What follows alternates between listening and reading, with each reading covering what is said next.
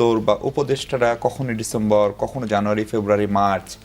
ফলে এই নির্বাচনের সময়সীমা নিয়ে এত আলোচনা হতে আমরা আগে কখনো খুব একটা দেখি নাই, এমনকি তত্ত্বাবধায়ক সরকারের সময়ও বা 1/11-এর সময়ও এত আলোচনা হচ্ছে।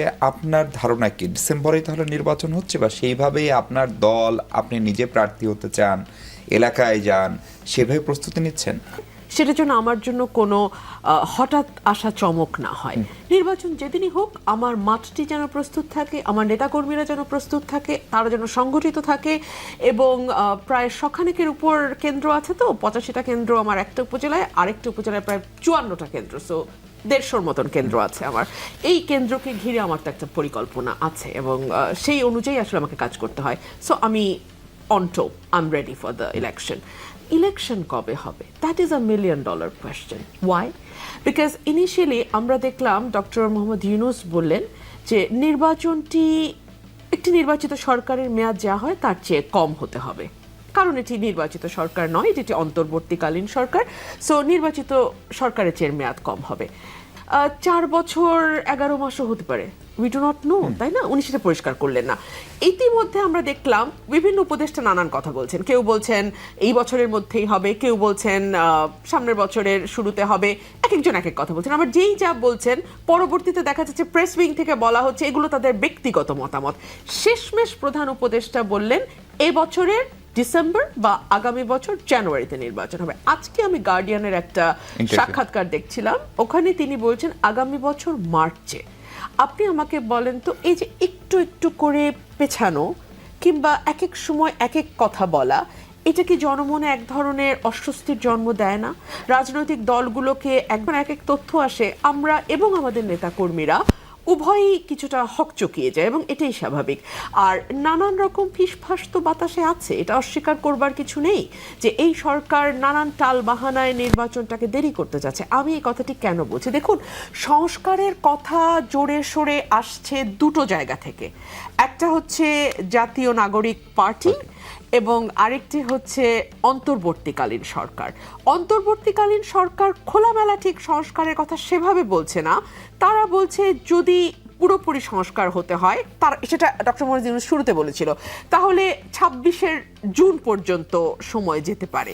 আর যদি মোটা দাগে সংস্কার চায় তাহলে এই বছর শেষ বা সামনের বছর শুরু।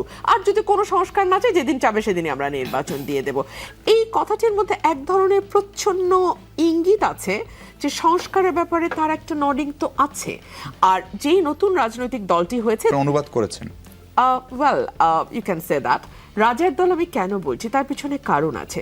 দেখুন, এটি সেই দল যে দলটি গঠিত হওয়ার ব্যাপারে ডক্টর মোহাম্মদ ইউনূস খোলামেলাভাবে আবারও বিদেশি একটি গণমাধ্যমকে বলেছে আমি তাদের বলেছি রাজনৈতিক দল করতে, কারণ তারা যদি এটি না করে তাহলে এই যে অভ্যুত্থানের স্পিরিট সেটা ছিনতাই হয়ে যাবে বা হাইজ্যাক হয়ে যাবে, বা অন্য দলগুলো এটিকে আসলে নষ্ট করে ফেলবে।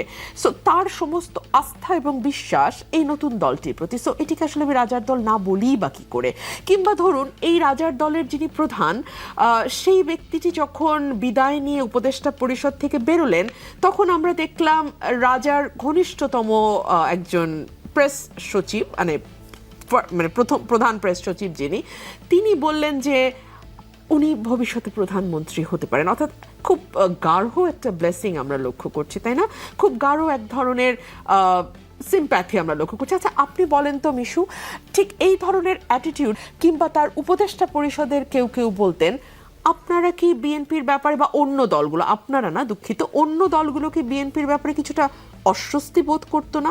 এবং তারা কি মনে করতো না যে এই সরকারের অধীনে বিএনপিও নির্বাচন করবে, আমরাও নির্বাচন করব, কিন্তু এই সরকার তো বিএনপির ব্যাপারে এক ধরনের ডিসিশন নিয়েই নিয়েছে, এক ধরনের ব্লু আইড বেবি যেটাকে আমরা বলি। বিএনপি তো এই সরকারের ব্লু আইড বেবি, যদি এই ধরনের কথা বিএনপি বা অন্য কোনো দল সম্পর্কে বলতো, সো সকলের মধ্যে একটা অস্বস্তি আসতো। এই ধরনের অস্বস্তি যদি এখন সবচেয়ে বড় রাজনৈতিক দল হিসেবে বিএনপির আসে এই সরকারের প্রতি, তাকে কি আপনি খুব বড় দোষ দিতে পারেন? কিন্তু আপা, আমি আপনার কাছে আসবো। তাজনুবা, রুমিন আপার এখানে সুস্পষ্ট দুটো অভিযোগ যে আপনারা রাজার দল বা কিংস পার্টি কিনা, এবং তার তিনি 2-3টি উদাহরণ দিয়েছেন। সম্ভবত এরকম আরও অনেক উদাহরণের কথা আপনাদেরকে শুনতে হয়। দ্বিতীয়ত হচ্ছে যে সংস্কার, নির্বাচন এবং বিচার, এগুলো তো আসলে সরকারের বিষয় হওয়ার কথা। বিচার আদালতের বিষয়। আজকে উপদেষ্টা নাহিদ ইসলাম যেটি বললেন যে যদি সংস্কার এবং বিচারের বিষয়ে ঐক্যমত হন, নাহিদ ইসলাম বা জাতীয় নাগরিক পার্টি তারা কারা, নাকি গণ অভ্যুত্থানে আপনার নেতৃত্ব দিয়েছেন বলে যা হবে সবকিছুর নেতৃত্ব আপনাদেরকে দিতে হবে? শুনছেন, সবাইকে ধন্যবাদ। আপনার দ্বিতীয় প্রশ্নটার উত্তর দিয়ে আমি শুরু করতে চাই, কারণ প্রথম রাজার দলের উত্তর অনেকবার দিয়েছি, এটা আগে দিতে চাই। একটা গণ অভ্যুত্থানের পরে আমরা এখন একটা ফেজ পার করছি, একটা অন্তর্বর্তী সরকার, একটা গণ অভ্যুত্থানের পরে যে গণ অভ্যুত্থানে প্রায় 2000 জন মানুষ শহীদ হয়েছেন এবং অসংখ্য মানুষ পঙ্গু এবং দৃষ্টিশক্তি হারিয়েছেন, এরকম একটা, এবং সেই গণ অভ্যুত্থানটা 15 বছরের একজন স্বৈরশাসককে ফেলে দিয়ে তারপর হয়েছে, একটা ধ্বংসস্তূপের উপরে ওরকম একটা অবস্থায়, একটা অভূতপূর্ব বাংলাদেশের প্রেক্ষাপটে, একটা ইতিহাসে একটা অভূতপূর্ব সময়ে এই গণ অভ্যুত্থানের পরে এই সরকার গঠিত হয়েছে। এখন এর পরের আমরা বাংলাদেশের দিকে আগাবো। এর পরের বাংলাদেশকে কিন্তু এই তরুণ সমাজ নতুনভাবে দেখতে চায়, খুব পরিষ্কার কথা। তা নতুনভাবে দেখতে চাই, আমরা মনে করি আমাদের বৈশিষ্ট্যগুলো কি? হ্যাঁ, আমি একটু শেষ করি। নতুনভাবে দেখতে চাই এবং আমাদের বোঝাপড়ায় বলে যে মুক্তিযুদ্ধের পর একটা স্বাধীন ভূখণ্ডে যে বাংলাদেশের মানুষের যে গণতান্ত্রিক মুক্তি, সেটা ব্যর্থ হয়েছে। আমরা সুযোগ পেয়েও সেটা হারিয়েছি এবং এই দফা আমরা ইতিহাস থেকে আমাদের মধ্যে তৈরি করার জন্য ব্যর্থ হবে। এই অবস্থায় আমরা বলছি যে আমরা খুব সুন্দরভাবে, সুস্পষ্টভাবে, যেভাবে গণ অভ্যুত্থানে সব ধরনের ফ্যাসিবাদ বিরোধী শক্তি অংশ নিয়েছিল, সবাইকে নিয়ে আমরা নতুন বাংলাদেশে যাব। এখন এই নির্বাচন, আপনি যে বললেন যে বিএনপির এখন একমাত্র চাওয়া নির্বাচন, সেটা যেই সময়ের মধ্যেই হোক।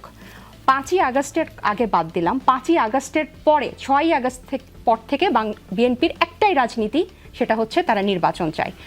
নির্বাচিত সরকার সব কিছুর সমাধান করবে, মানে সব অসুখের ওষুধ হচ্ছে নির্বাচন। খুব ভালো কথা। এখন তারা নির্বাচনটা চাচ্ছে সংসদ নির্বাচন, আমরা বলছি আমরা গণপরিষদ নির্বাচন চাচ্ছি, কারণ আমরা একটা নতুন বাংলাদেশের পথে যাচ্ছি। আমরা একটা গণতান্ত্রিক পথে যাচ্ছি, একটা ঐতিহাসিক মুহূর্ত। আমরা চাই গণপরিষদ নির্বাচন।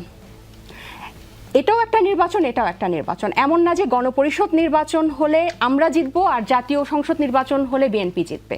যাদেরকেই জনগণ চাইবে তারাই জিতবে। আমরা চাই, পার্থক্যটা কি হবে? আমরা চাই নির্বাচিত গণপরিষদ একটা সংবিধান প্রণয়ন করবে অথবা সংস্কার করবে, তার আন্ডারে একটা সংসদ নির্বাচন হবে। এখন ওনারা বলছেন, বিএনপি বলছেন যে এটা হচ্ছে ষড়যন্ত্র, এটা আমাদেরকে নির্বাচন পেছানোর জন্য আমরা টালবাস্কার ছাড়া আমরা নির্বাচনে যেতে চাই না। কিন্তু নির্বাচনকে আমরা অস্বীকার করছি না, আপনাদের সময়কালকেও আমরা অস্বীকার করছি না। আমি একটু যুক্ত করতে চাই, আজকে জাতীয় ঐক্য কমিশনের কিন্তু ঐক্যমত্য কমিশনের সহসভাপতি প্রফেসর আলী রিয়াজ কিন্তু উনি বলেছেন যে যেই সুপারিশগুলো আসবে, আমি এটা পুরাটা বলছি না, যে সুপারিশগুলো আসবে সেটা 6টার বিকল্প পথ কিন্তু উনি বলেছেন, যার মধ্যে শুধু 6টার মধ্যে 5টাই কিন্তু গণভোট বা গণপরিষদের মাধ্যমে, এবং গণপরিষদ এবং আইনসভার মধ্যে আমরা কিন্তু এখন, এবং গণপরিষদ ও আইনসভার মাধ্যমে এখন আমরা কিন্তু নির্বাচন, এই যে আপনি যে বললেন নাহিদ ইসলাম যে কথাটা বলেছে, উনি সহযোগিতা চেয়েছে যে আপনারা নির্বাচনের জন্য এরকম মুখিয়ে আছেন,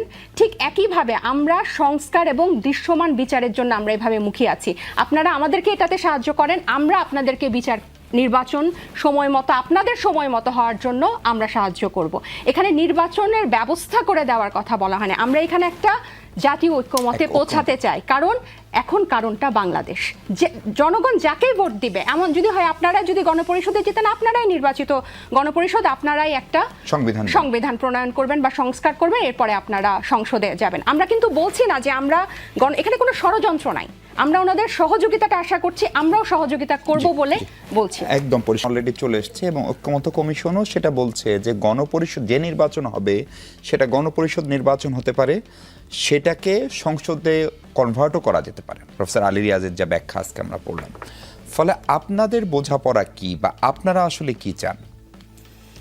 হ্যাঁ, ধন্যবাদ সবাইকে। গণ অধিকার পরিষদের পক্ষ থেকে শুভেচ্ছা। আমার বোঝাপড়া আপনার বোঝাপড়া গুরুত্বপূর্ণ না। আমি আপনি ইলেকশন করব, ভোট দিবে জনগণ। এখন কথা হলো যে নির্বাচন বলতে বাংলাদেশের জনগণ কি বোঝে। বাংলাদেশের জনগণ নির্বাচন বলতে কিন্তু ভোট দিয়ে তার জনপ্রতিনিধি নির্বাচন